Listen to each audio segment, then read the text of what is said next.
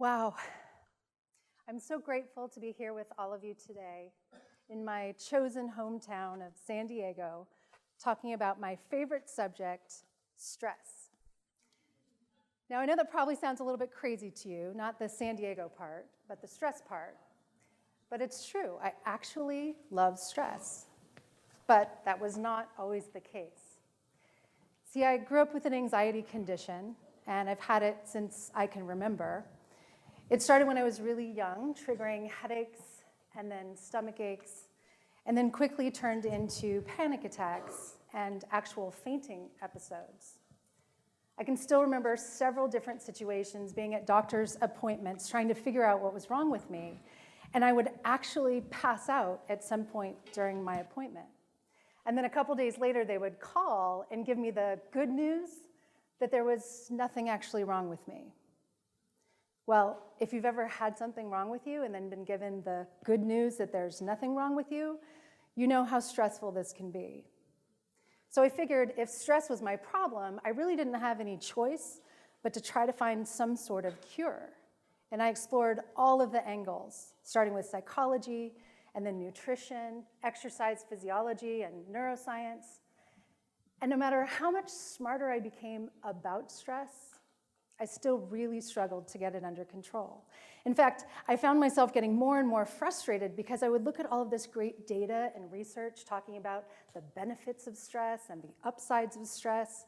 And here I was with all of this great information, and I couldn't figure out how to tap into the benefits without feeling totally overwhelmed by the pressure.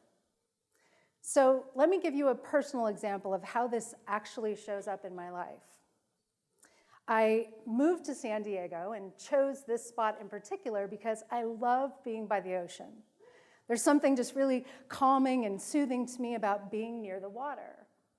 But ever since I was a young child, I have the craziest reaction every time I get just close enough to actually put my feet in the water. So let me give you an idea of how this happens. I'm at the ocean. And I see how beautiful it is. I feel happy and grateful and relaxed. And then just as I get close enough to actually put my foot in the water, I start to hear these sounds.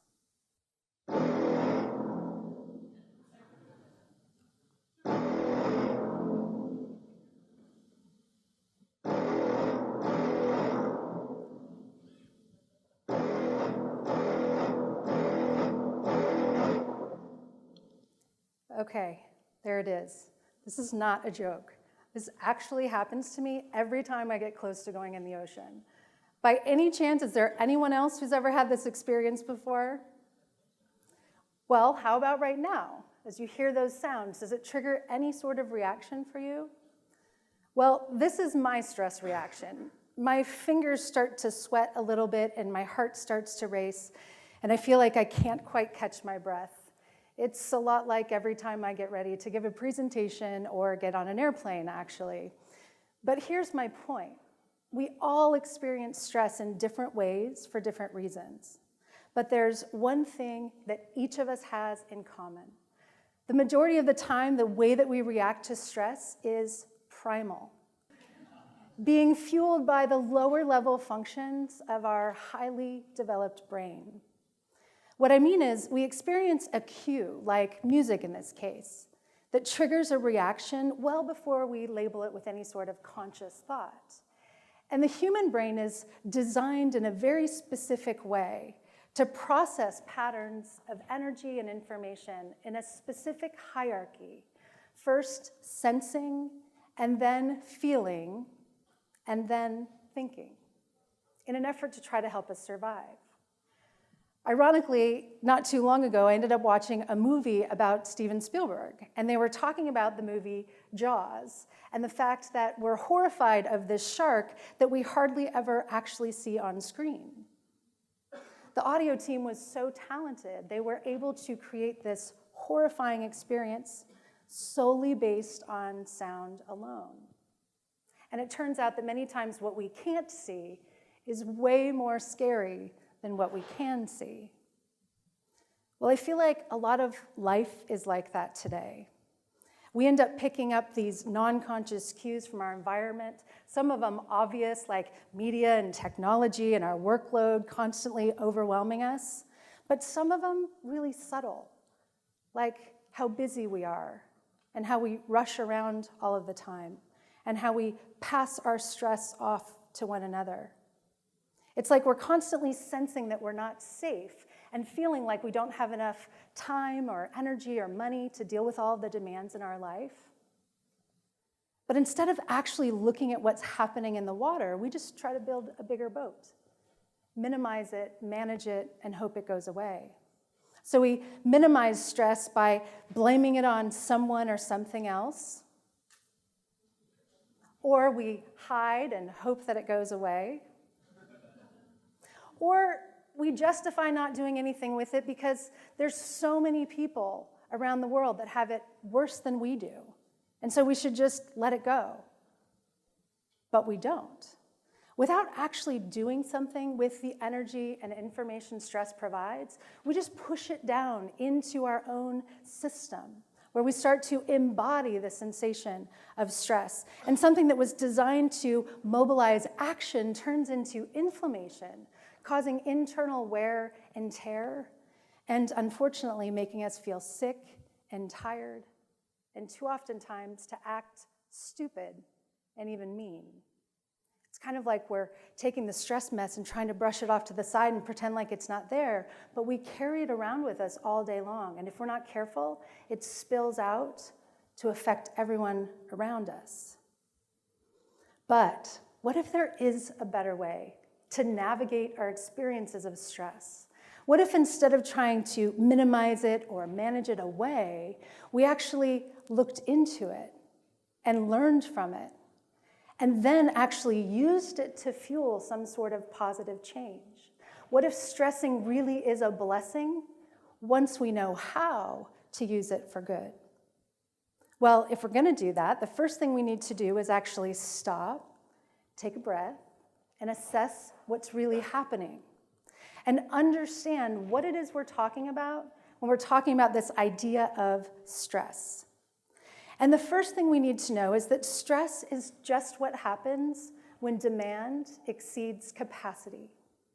It's not good or bad, but we could think about it as being like energy potential that we could use in positive or negative ways. So when I suggest that we try to find a cure for stress, I'm not saying that we try to get rid of it, which is a good thing because we all know that's never going to happen, but that we learn how to use it and navigate our experience of stress more effectively, because stress itself is not the problem.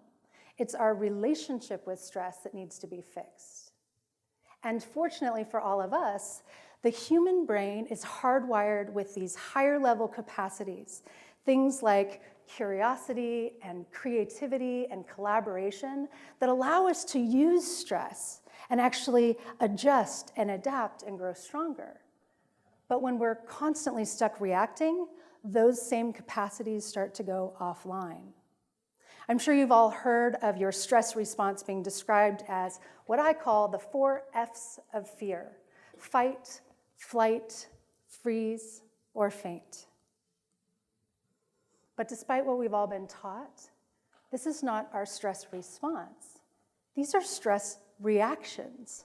A response is what happens when we actually stop and assess the situation and then decide how we want to proceed.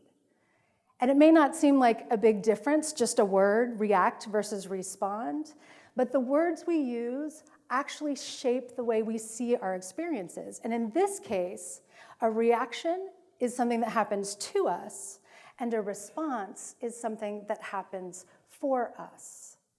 And our greatest asset for survival as humans is our ability to stop and think and respond. See, the lion may fight and the cheetah may run. The cat may freeze and the mouse may faint and play dead. These animals are accessing their greatest resources to help them survive a potential threat. But as humans, when we do that, not only do we internalize this unused energy and information, but reactions just lead to more reactions. So we wake up in the morning feeling like we'll never have enough time to get it all done, and we constantly multitask, putting out fires, pushing around papers, and going and going and going until we finally get to the end of the day, tired and wired at the same time, and unable to sleep.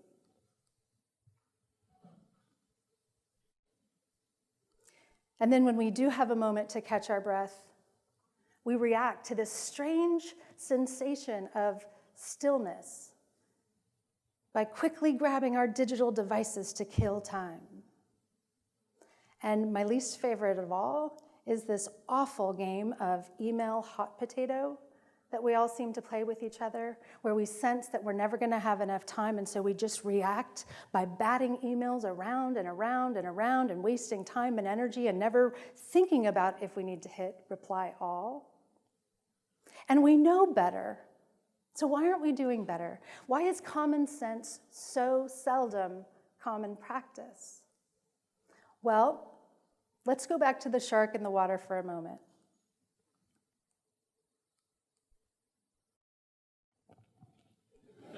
That worked. I'll try that next time. Let's go back to the shark in the water for a moment.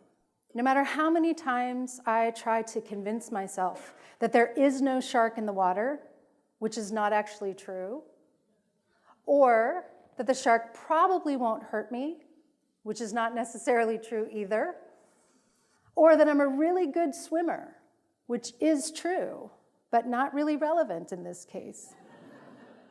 No matter how many times I logically try to convince myself to respond differently to going in the water, if I'm reacting, my experience is still the same. So the only way I'm actually going in the water is if I sense that I'm safe and I feel interested. And here's where I think we may actually find a potential cure for our unmanaged, chronic, everyday stress. And it's a hardwired human capacity we've all had from the moment we were born that helped us to navigate challenges and change effectively. And it's our ability to be curious. Because when we shift to a state of curiosity, everything changes. The primal parts of our brain actually start to calm and quiet down because we wouldn't allow ourselves to explore if we were actually in danger. At the same time, the lens through which we see our circumstances changes, and we start to notice patterns of energy and information in new ways that we can use so that it can help us instead of hurting us. See, if we look at a picture of a brain that's stressed, and compare it to one that's curious, we see dramatically different images. The stressed brain starts to shut down and protect itself, relying on survival-based reactions that have worked in the past. But the curious brain is open, interested, willing to look at new possibilities. And from this place, we can actually learn from our experiences and even grow from our mistakes. See, I believe that the more we practice getting into this state of curiosity, the more we can actually develop a new human stress response. So instead of having to fight or flight or freeze or faint, we can practice what I like to call question and consider, where we stop and we ask the important questions, like, why is this really happening right now? Or what is it that I need in this moment? And then we consider possibilities, like how might this experience be helping me to grow stronger? Or how might the lessons I'm learning now help someone else in the future? See, I believe that the more we practice looking at life through the lens of curiosity, the more flexible and adaptable we can be to an ever-changing world. And the more we learn how to use the energy and the information that stress provides us to actually fuel some sort of positive change, the more we can talk to each other and listen to each other and actually work together to create better solutions for our stressful lives. And from this state, a state of curiosity, stressing can actually be a blessing.